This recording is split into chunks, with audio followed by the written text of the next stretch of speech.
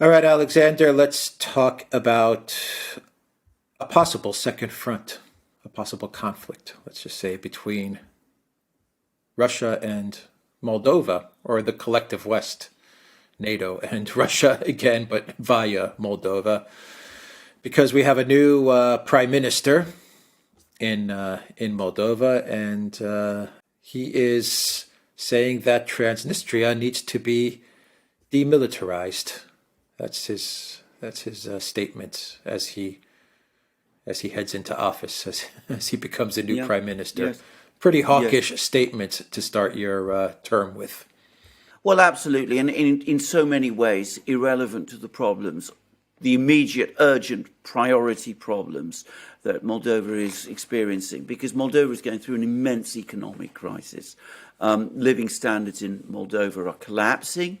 There's major protests going on. There's protests going on all the time. The president of Moldova, who was elected last year, Maria Sandu, appears to be increasingly unpopular in the country. She's a pro-Western president. Now, I cannot confirm what I'm about to say, but I believe it to be true. She was not expected initially to win the election. The expectation was that the previous incumbent president, Igor Dodon, who was seen as basically pro-Russian, that he would win. But she won unexpectedly. And it was widely believed at the time and since, and may be true, that she won with the votes, not of people in Moldova, but with the very, very large Moldovan diaspora in Europe, who are basically mobilized. I use the word mobilized in inverted commas. I'm not sure how these people voted, and I'm not sure how their votes were communicated. But anyway, those votes ended up in Moldova, and it was those votes that enabled her to win. But she's never been apparently especially popular with a large part of the Moldovan public. There have been lots of protests against her in Moldova and against the pro-Western course that she's been following. These protests have grown in scale as the economic crisis has deepened. And of course, what Sandu does in this situation is, of course, she doesn't change direction or adjust her policies. She talks instead that about these protests being part of a Russian prepared coup against her, provided no evidence that I can see of that. How would the Russians be able to organize a coup in Moldova? But anyway, that's what she says. She talks about Moldova being destabilized by the Russians. The Western powers endorse this line. And what she then does, her government, her deeply unpopular pro-Western government, which has presided over this economic crisis, is forced to resign, but she picks someone even more hardline, and that person is now talking about Transnistria. There's talk about a military strike on Transnistria. This is a sort of region of Moldova which has autonomy and where there's a Russian base and there's Russian forces there. An attack on this territory, talk of an attack on this territory from Ukraine as well. And on top of all of that, of course, there's also rumours that this prime minister has been brought in order to crack down on the opposition. In other words, to crack down on the protests, to outlaw one of the political parties, which the leading opposition party, which is now leading the protests, which is apparently fairly pro-Russian, to crack down on all of these protests. In other words, a coup, but one launched by the president and the prime minister, not one launched by the Russians against the president and the prime minister, and one perhaps taking in Transnistria as well. Now, I don't know that any of this is going to happen. I want to stress this, and this is to some extent this is a dynamic and evolving situation, and it could very well be that the Moldovan security forces might not be up for this. But that, it seems to me, is the direction of travel. Yeah, there was I think you were telling me about it, the theory that the previous prime minister leaving was actually a setup by the current government, Sandu Yes, Sandu, yeah. Sandu government, Sandu government, in order to usher in a more hawkish prime minister. In other words, they wanted the previous prime minister to leave so that she could put in a more hawkish prime minister on the orders of the people that put her in office, which is pretty much the EU and the elite class, because she's one of them. I mean, she's your typical Trudeau, WEF type of person. You know, that she's cut from the same cloth as all of those leaders. And from what I understand, people in Moldova, this is just anecdotal, but most people that I've communicated with from Moldova, they despise her, and these is even people that are not pro-Russian. I mean, she is just she's hated in her country, it seems. Yes, and it looks like this whole prime minister resignation and this new prime minister that came in seems like it was all kind of rigged. It wouldn't surprise me. Yeah, I think that's exactly what's happened. I mean, this is. By the way, I'm getting exactly the same anecdotal comments coming out of Moldova that you are. You've got to be careful with anecdotal comments, and there is a core of support for a very strong pro-Western, extreme pro-Western policy, as there used to be in Ukraine. I mean, remember, way back in 2010, only something like 15% of Ukrainians wanted Ukraine to join NATO, but they were there. And they were able ultimately to prevail because, well, we know how. And it's the same sort of forces that you see in Moldova today. I'm not saying, by the way, that these situations are exactly the same, but she does have some support in Moldova, where I get the impression that most people don't like her, don't want her, would like to see her gone. And as you absolutely correctly say, I think that she was manoeuvred into office with votes from outside. That's what I've heard. Now, if that's not true, well, people can come forward and can argue the opposite. But anyway, that's what I've heard, and that she's not popular. And again, this is always the consistent pattern. You don't change your policies, you don't bend, you don't try and find some way to accommodate the concerns of your people.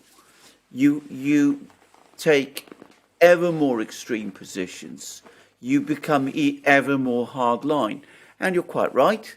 The EU leadership are backing her. They're very much the kind of people who probably leveraged her into power in the first place. And she's now got rid of a government that clearly failed and was clearly unpopular, but which was focused on economic matters. And she seems to be replacing it with a much more hardline government. And we have all this business that it's all really the Russians. The Russians are to blame. They're causing the problem. They're destabilizing the situation in Moldova.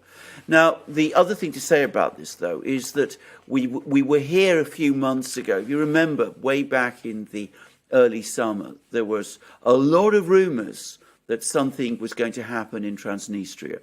And there was explosions and attacks and all kinds of things. And then it all seemed to die down.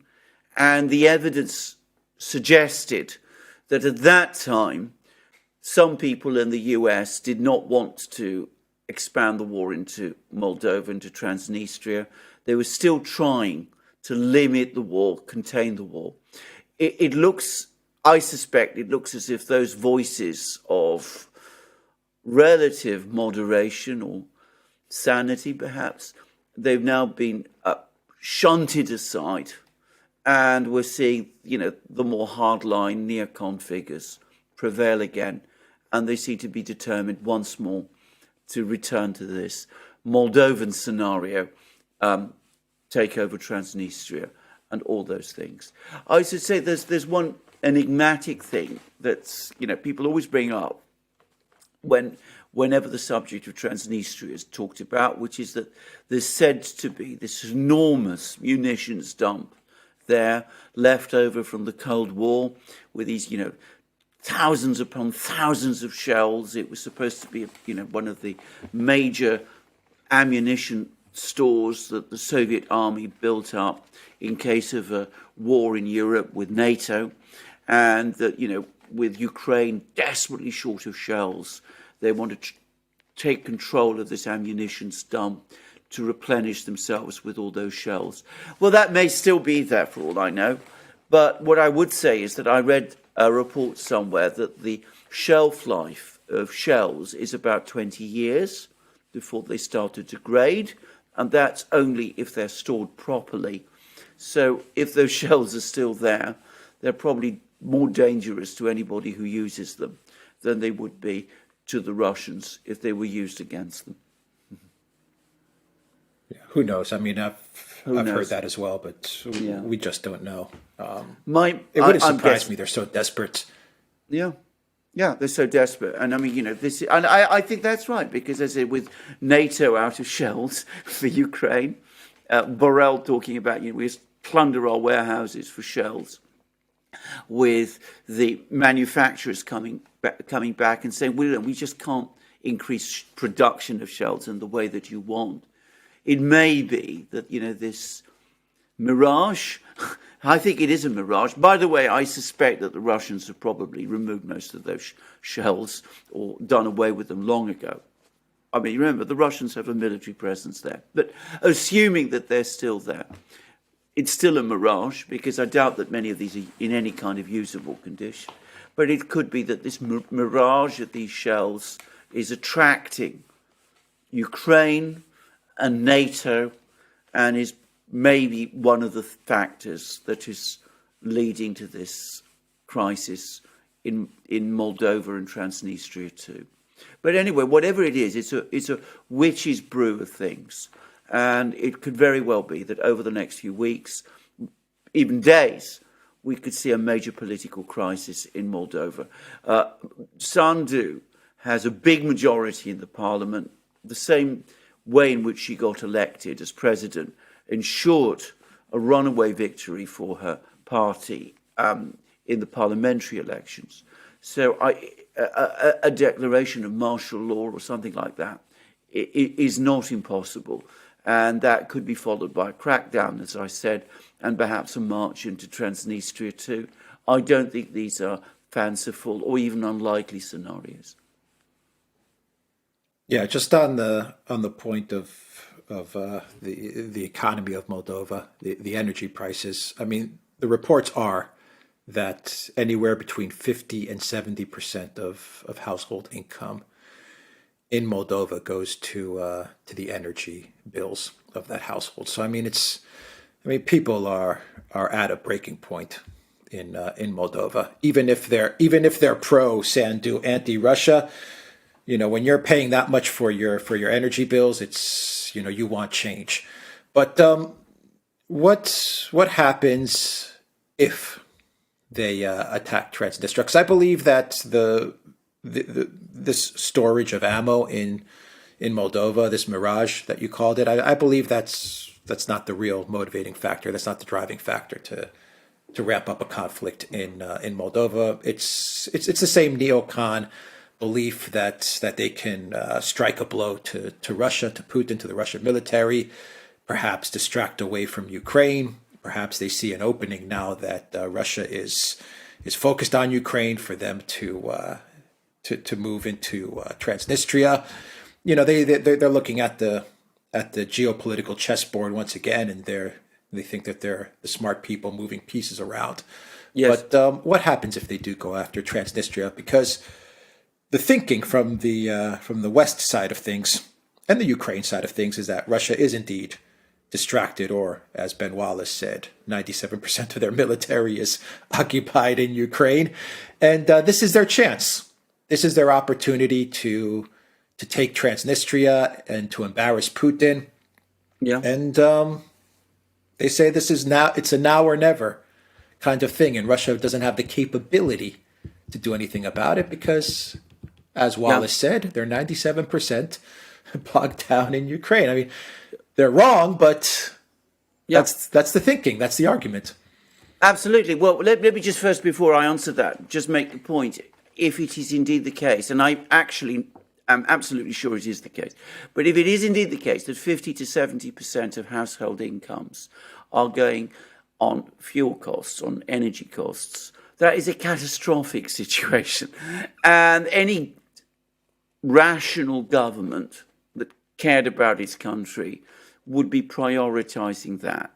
And yet instead, what you see is the new Prime Minister comes in and is talking about Transnistria, which gives you some idea of the kind of government that Moldova has at the moment. So, just to make that point, I mean, its priorities are extremely belligerent ones, not the kind of priorities that most people in Moldova would expect their government to have, even people who perhaps would like to see the Russians out of Transnistria.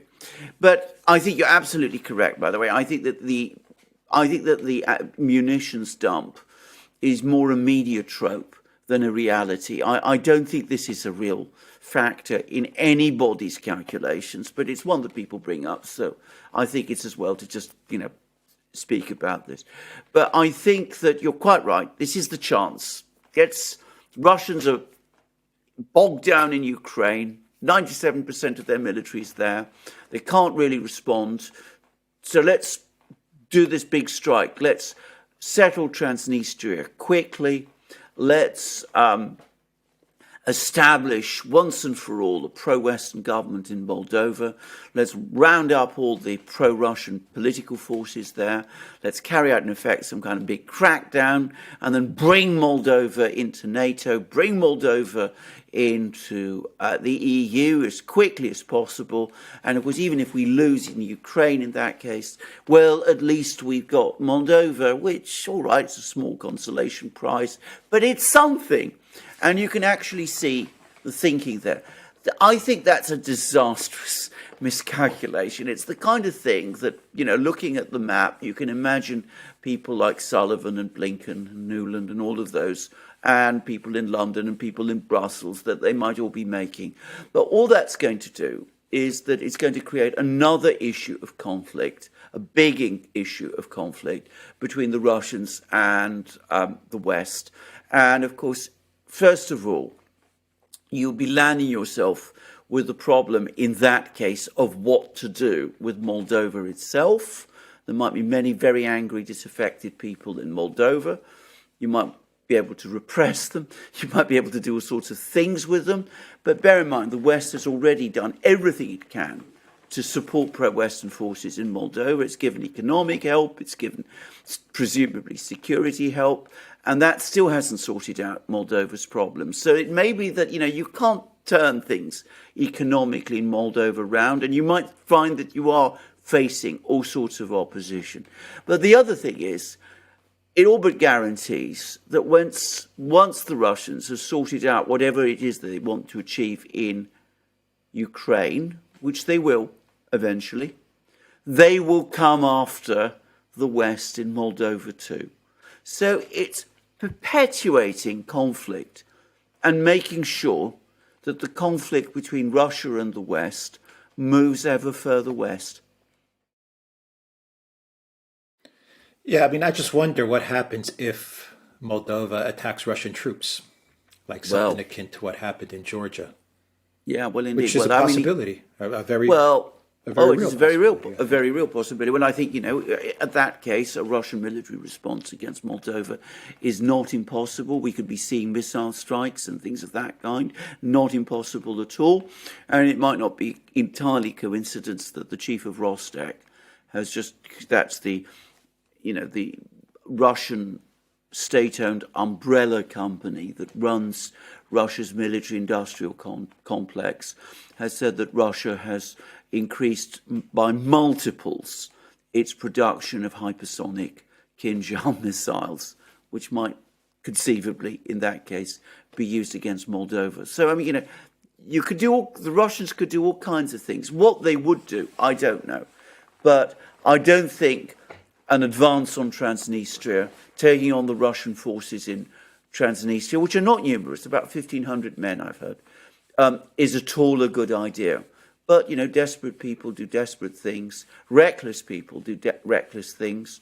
We saw what Seymour Hersh says they did over Nord Stream.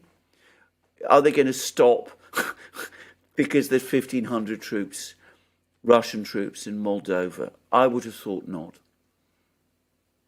Well, does that also risk bringing Romania into this?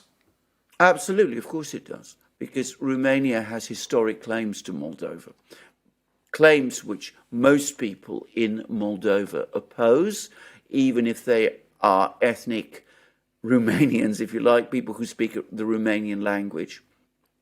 But nonetheless, Romania has a long-standing irredentist claims to Moldova. By the way, Nicolae Ceausescu, the former communist dictator of Romania, at the end of his time as leader of Romania, also remade those claims. So this is a long-standing thing, and it's entirely possible that Romania might get dragged in. I don't think many people in Romania, or at least I think a lot of people in Romania, would be extremely unhappy were that to happen, just as I think many people in Poland would be extremely unhappy if they were pulled into the conflict in Ukraine. But it is not impossible at all, given the makeup of the current Romanian leadership, which is rigidly pro-NATO, pro-EU, and still, as I said, nurses this desire to regain control of Moldova.